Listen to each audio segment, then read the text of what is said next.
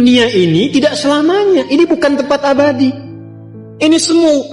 Dan kehidupan kematian yang berlangsung di dunia itu sejatinya memberikan kesan kepada kita untuk belajar.